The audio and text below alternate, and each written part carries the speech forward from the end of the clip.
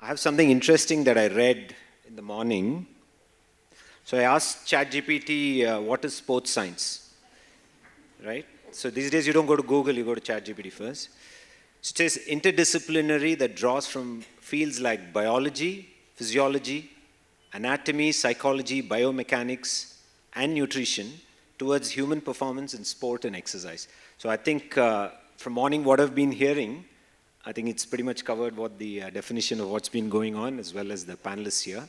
So to introduce each one of them, I've just slightly made it easier to consume even for me while preparing for this. Parminder here represents Sports Village, so stuff at the grassroots that starts at schools for you to think of from the base of the pyramid, right? And Dr. Siddharth, now he's with OGQ and he's worked with athletes like Lakshya and Saina. So academies that follow, like if you think of a pathway from school kids then pursuing sport, go join a high-performance academy. And of course, Antony from the government side of things, from Department of Youth Empowerment and Sports. So he can give us from policy angle, scaling, stuff like that, sports science at the grassroots. And of course, Dr. Ameya has been on stage already. So from sports medicine and also from a niche area of working with Paralympians. So we've got a really nice diverse mix here. I'll start with Parminder. The first question is more of, we've been hearing until now, most of the stuff that's pertaining to elite athletes. We've been hearing about how to get that 1% winning edge to win a medal, putting India on the map and all that. This discussion is obviously a shift towards grassroots. So the question to Parminder is, at the school level, and we don't want to go all the way to primary or middle school, but even if you think of high school, what are the challenges or what's happening there from an aspect of sports science? Thanks, Vijay. And thanks for defining grassroots also. In my definition also, it is school and community level. Think of your school days and your days when you played outside the community. Now think of the definition Vijay gave you about sports science and think of what happens when the two come together, perhaps nothing, right? But since the forum is on sports science and there are principles of sports science which are highly applicable to school and community, which I mentioned. So let me give you some data points in terms of challenges that Sports Village is trying to solve and challenges which I think exist today. About 70% of children drop out of sport by the time they are in high school. So I think our job as a company and as a category is to get them to first fall in love with the game or the sport and then have them continue the game, which means stay there. So if these two are met, I guess that's a goal for some of us. And I'm just trying to apply how can sports science help and maybe raise some questions and give answers and maybe come back again if I have the time. So why do children drop out of sports? So there are two key areas which I think we have noticed. One is 70% of the time, they stop having fun when they play and they drop out. Okay? Then the other 30% is comprised of either the 70% not fun is also related to their relationship with the coaches and teachers that they work with, which also adds to the so-called not so fun anymore, and I may want to do something else, music, arts, science, or whatever else. Right? The other two reasons are injuries, and I think sports science can play a big role over there. 15-20% is that. And the last piece is that I'm not good enough. And a lot of us at some time discover, khel raha hu, but I'm not really going to cut it. So let's just focus on something else. And I just move up. So in my view, that other two, not good enough and injury, I see a direct connect of sports science, and I'll come back in a bit on why. The 70%, I would say the principles of sports science, right, are important, and they can be applied there. I'll just take maybe 30 more seconds and then maybe. So I think to me, the idea that sport has to be child-centric or youth-centric is a personalized issue. It is not a cohort. And I do not know what is my inner experience when I play. A coach never knows. A coach is always working with 30, 40 kids together. They're not working with one child at a time. So I guess the information asymmetry between what the child is experiencing, what the coach knows, is very evident there. And perhaps that can be bridged. And for instance, as a organization, we are doing that using curriculum which is age appropriate. In fact, sports science, the fundamental principle is that bodies grow differently. And this, especially the child and adolescent years, are growing years, which means every year I have a new body and mindset.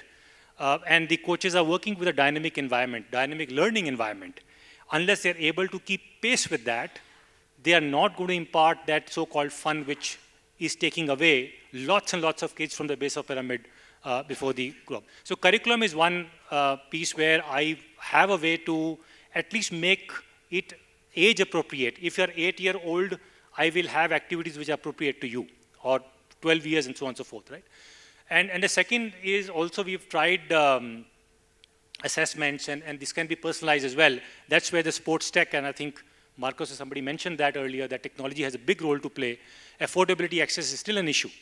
But to me, I think I just leave it with that, Vijay, that there is, ultimately, in grassroots, all you have is a coach. And a coach, their capacity, their understanding, and the tools that they have are very limited. Right now, we're thinking of private schools or maybe homes like where we come from, but you go below the chain and you will realize that they don't even have teachers and coaches. And technology is just oxymoron. So I guess this, there is a gap there, but I am very well aligned that the principles of sports science is equally important as they are for elite athlete. In what manner and form, we'll have to maybe debate on that. Thanks, thanks for that. I think the curriculum itself being age appropriate is a takeaway. We're always thinking sports science technology is some device or something that we're using. But if you're progressing by age group, and that itself can prevent injuries and things like that. I want to bounce off to Siddharth here. The question that I have is, from the time I grew, I'm just talking at a time when, we've seen like a Sachin and Vinod Kambli playing for school first, then get selected under 19, represent Mumbai, then go on. Do you think sports science, all this was there, not there? How did they become champions? And when you're working with, let's say, Lakshya, I mean, the next generation, what has changed? So if we see that in terms of Sachin Tendulkar or Vinod Kambli or even Prakash Padukone or Gopi Chand, so that time it was, the sport was negligible in India, we can say. But they grew up because of their ability, because of, but these days, for example, if we see the Lakshya Sen, so I have seen him from last 8-9 years now. So he was around 13 or 12 years old.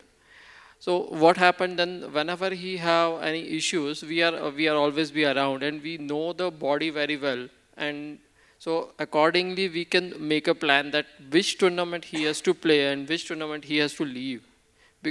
Before that, it was everyone was playing for every tournament because they have no idea, they have no expert on that. So in that way, what happened? If we are working closely from their younger age, then we know the body very well, that what is the requirement of that particular player. So in that way, we can give the more longevity. If still Sachin Tendulkar was played for like around 40 years old, but on the other side, Vinod Kambli couldn't. Maybe have some injury issue. We have no idea. But maybe if we can, the expert will be around and the surrounding. Might be we can, the Vinod Kambli can be also play for 40 years. Who knows? So it's like, so if the experts are around, then the longevities can be higher and the possibilities of the winning can be higher. I'm not saying that they will win all the time, but the possibilities are higher. And this 1%, 2%, what is our OGQ, how say mantra, everything is doing, but if you do extra 1%, the possibility is higher that you can get the medal in Olympic level. So that 1% can give the expert. So this is my take for that. Yeah, I think for every one Sachin we got, we don't know how many we lost, kind of thing, to whatever reason. To you, Sir Antony, the question is, again, from the government side of things, if you can just give us a little bit of a download of integration of sports science, but also add, it's always in our minds, government has the largest scale. It looks like the entire population is now accessible to the government. From a talent identification, be it schools that Parminder is mentioning or private academies like Siddharth mentioned, what's going on in that space? Even I'm curious to know. I'll take it up from your first way you started, definition of sports science, right? Yes, ChatGPT gives us answer what you got. The next thing I asked ChatGPT, what about technology? Right? Then you'll get the different definition of sports science once you put that into the ChatGPT. So there is a different view. Everyone has a different view. If you go and ask the basic, what is sports science, right? The resources people like professionals like physiotherapists or biomechanics, physiologists, they have a different definition. I'm an engineer by background, right? So I come into the sports science. I think sports science from a different angle.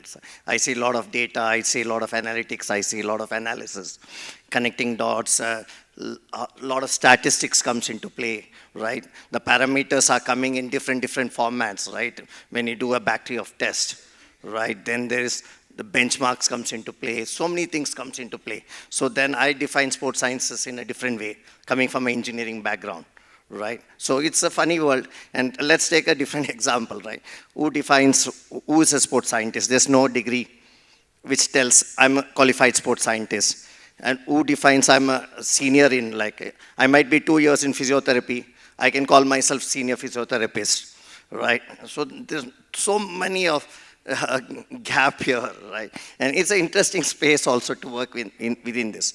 Then comes to the government side of it, right? See, when I got it, like I was a former cricketer, right? I did my engineer, I was in corporate world for 22 years, right? And then getting back to sports, right? You will look at something, there's something you can do as a startup to make money, or you come back as a passion, then you'll think like, how can I touch lives of lakhs or millions of children, right? That's where you know that only a government ecosystem, you can do that. In a private entity, I can start a famous whatever, I can be backed by big corporates also. Still, the government is where the ecosystem is, where it's a huge system to work then. So even if before you start sports science, you have to understand the ecosystem, right? Let's take I'm just giving a perspective from a state government side of sports side, right? Let's take first is how the sports policy is framed. Everyone knows sports policy is a state subject. Sports is a state subject. Yes, now central government has come doing a lot with a huge budget. Now it's confusing whether sports is a central government subject or a state government subject, right? So the policy, now I'm just sticking to the state policy, right? Sports policy. Now, how many of you know when a state government drafts a sports policy, who is it applicable to? Is it to the government schools? Is it for the sports associations? Is it for the private schools? All right? So, but then yes, year on year, there's a sports policy is framed. None of the private schools are aware of it. Nobody even understands what that policy is. Now let's take next what the government does. There are lots of awards and rewards. How are these awards and rewards framed? How many children knows that? How many parents know that? Not many. So many welfare schemes are there. Why doesn't the government advertise everywhere about these welfare schemes? How many, you go and ask out of 100 in a grassroots or anywhere, not even 99 won't know what the welfare schemes, right? I've been working so closely only, I don't know too many welfare schemes which they come out. There's a reason why government also doesn't publicize. In sports, everything has got its own pros and cons, right? So there's a reason there's not much publicity for all these new schemes comes up. Existing schemes are there. So these are so many challenges. You understand that. Next, let me come back to the sports science part of it, right? So the sports science part of it, what happens is, how many of you all know that how many private sports science centers are there, which is run by a small startup? In India, anybody can name one or two, which is run by a small startup company. Right? There is strength and conditioning, there is a lot of physiotherapy therapy clinics and institutes, and there is a lot of performance institutes like generally calling it a sports science and running a startup, how many dare can do that, right? It's because it's too costly, right? Technology is coming in different, right? You have the gait analysis, you have the Viodomax equipments, you have the force plates, all are costly, and all of them are coming in a licensing model. How do I run my ROI out of all this, right? Like sir just mentioned, right? How do I now make this affordable to grassroots, right? We all know that in India, a grassroots, what I've seen in my last 5 years, you go to the private schools, I want to bring in a grassroots good, which I can integrate sports science or technology and bring a lot of things, right? What happens, the paying capacity school says I can increase a fees of 500 rupees. How do I bring so much of technology within 500 rupees? And then again, it's too challenging with the GST and so many things. And then when the schools are spread out across, I'm just talking not even a state, even Bangalore alone, right, from a Jayanagar to a Whitefield, taking this technology to different corners and making it affordable. That's where I'm trying to say it's so much challenging when we say sports science and grassroots. Next comes to a question is, yes, can we really make it affordable at 300 or 500 rupees?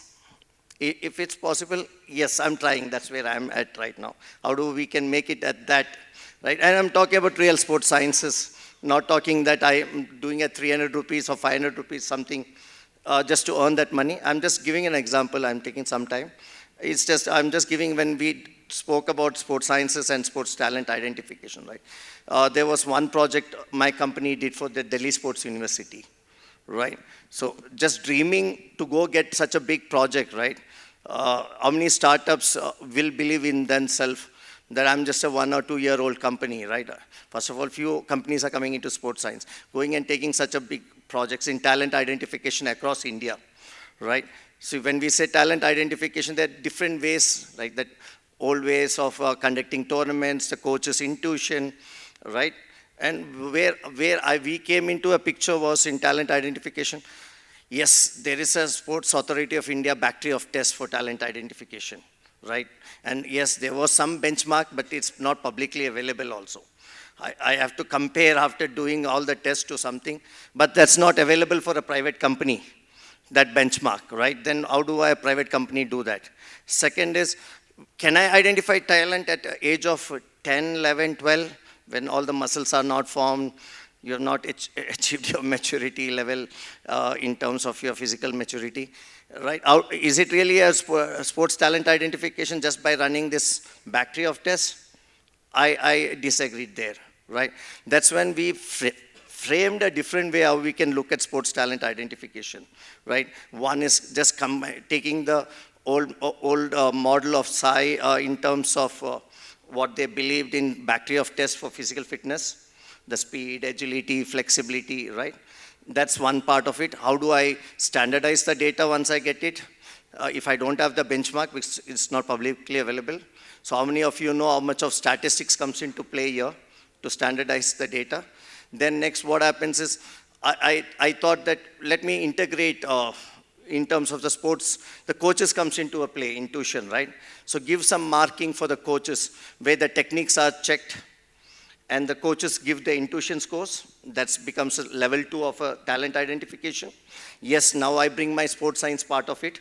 The third level, where we tell is in terms of level 3, where we tell we do the force plate assessments, we do the cognitive assessment, because the cognitive assessment is where the money has to go, right? I can get physically a 6 feet child, a child who's already at 5'9", 5'8", where coaches will tell me, no, this is a talent, it's a height, he can tell me. But when we do a battery of sports science assessment, putting high emphasis on cognitive ability, and then conducting a tournament, this is what we did there in terms of talent identification. Then coming at a scoring system, the number, first place gold medalist gets this number, second gets this number, fourth, up till 10th. We don't stop at there, right? Now, we know that, again, this is not comparing on a maturity level, right? My maturity at 13 might be different, the other person can be different. Again, we also have to get all this data into so many perspectives, so much of, it's a complex field. Right. So that's how what I'm trying to say. Then you bring the age verification test, right? Now, when we did this, we went across India, right?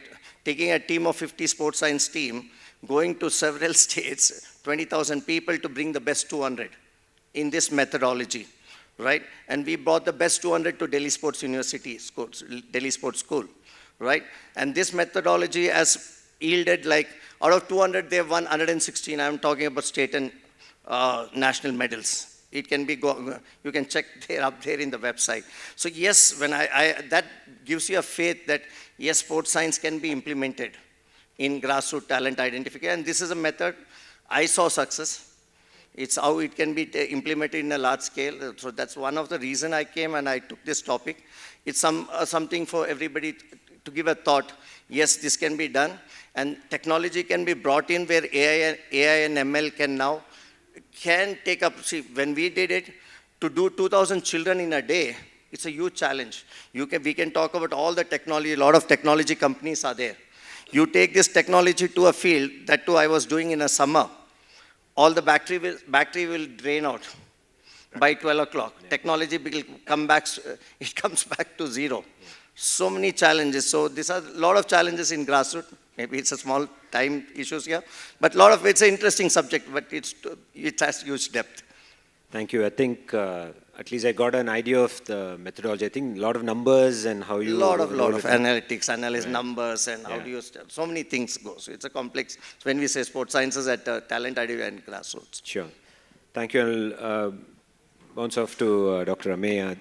Talking on the same thing, if now children with disability, if I may think of course you're dealing with para, and maybe I'm trying to know whether after they've come through a particular stage, you're working with them from sports medicine perspective, versus what if a 12-year-old, 14-year-old with some sort of disability not yet known, but actually has sporting potential or talent. Are there any ways and thoughts on this?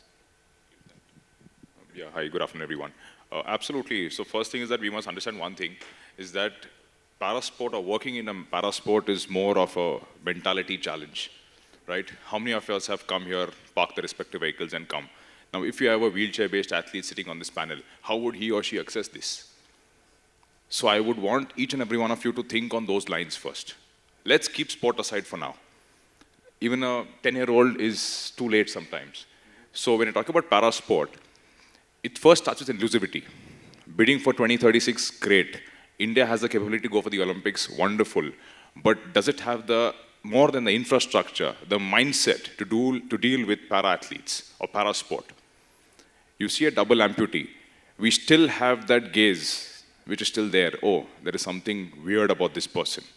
So till the time we don't accept them the way they are and not think why they are the way they are, that difference needs to be, that gap needs to be bridged. Coming into professional space, I was lucky. I started off my sports medicine career, if you may say, in the country with Sai Sports of India, Bangalore, where there was the high-profile hockey team, men, women, and athletics, and so many of these players. But they were just a group of athletes. If the training would start at 7, they would be at the ground at 6. They would wake up at 5.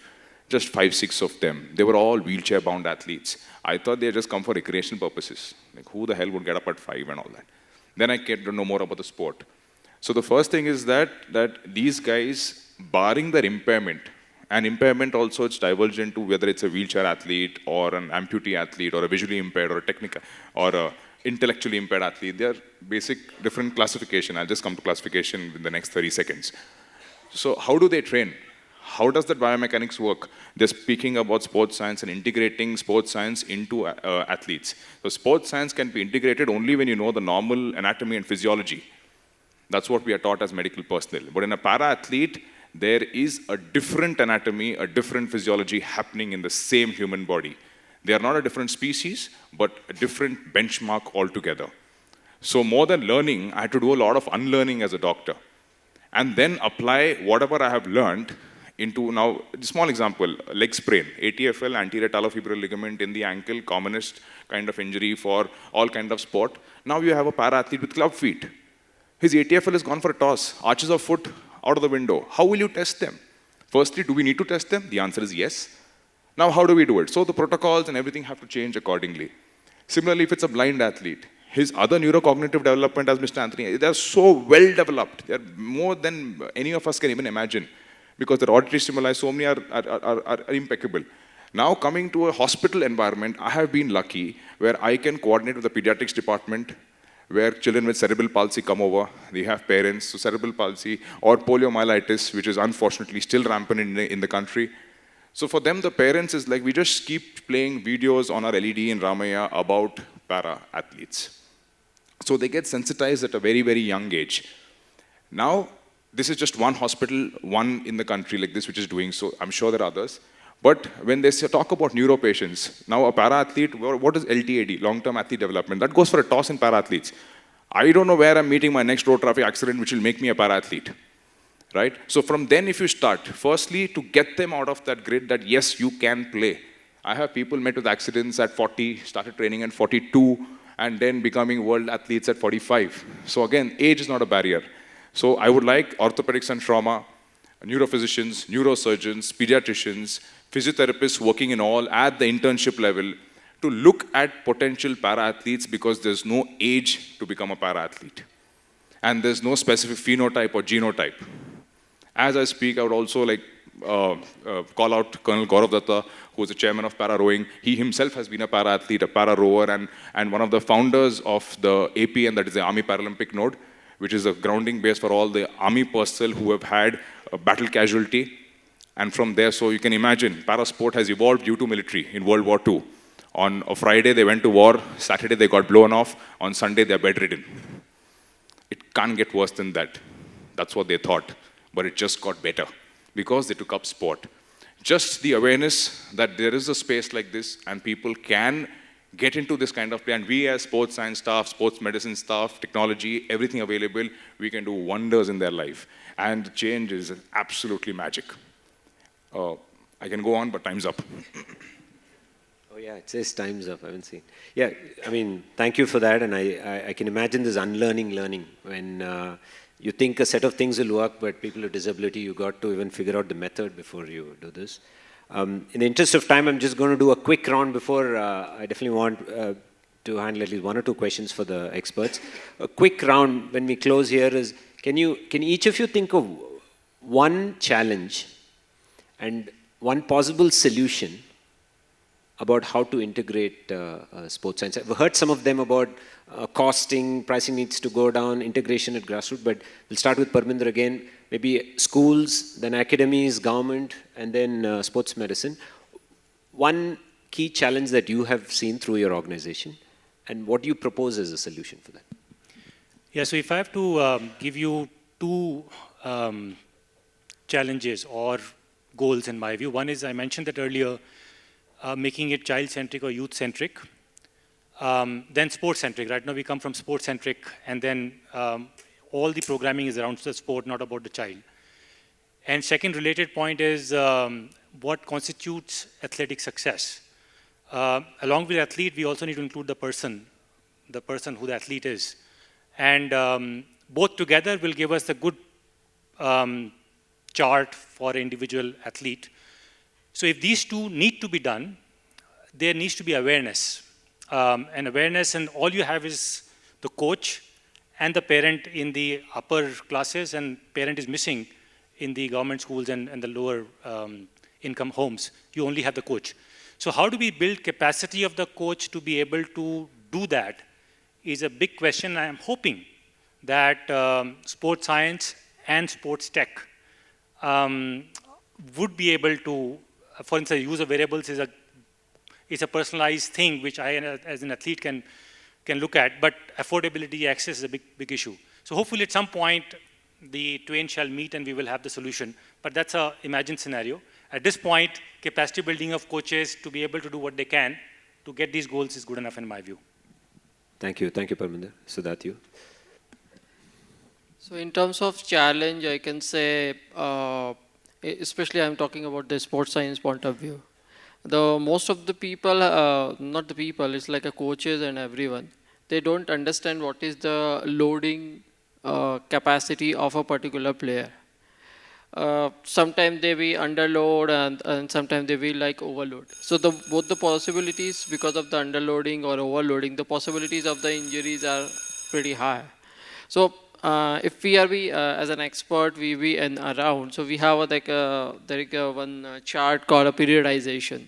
If we are working on that periodization, as I have given the example of Lakshya Sen, sometimes because of some injuries or some other issues, we are working on the periodization. So that periodization will help to be grown up. And in terms of, I'm just thinking for a grassroots level, and I'm thinking for the 2036 now, because we are Indian IOAs wants to do the Olympic in India in 2036. So my proposal is like, as sir said, that in the school level, if we can, there is one examination called pre-participation examination, that is, in short, is PPE assessment, which can also give us an idea that is particular person, not the player on that time, or is particular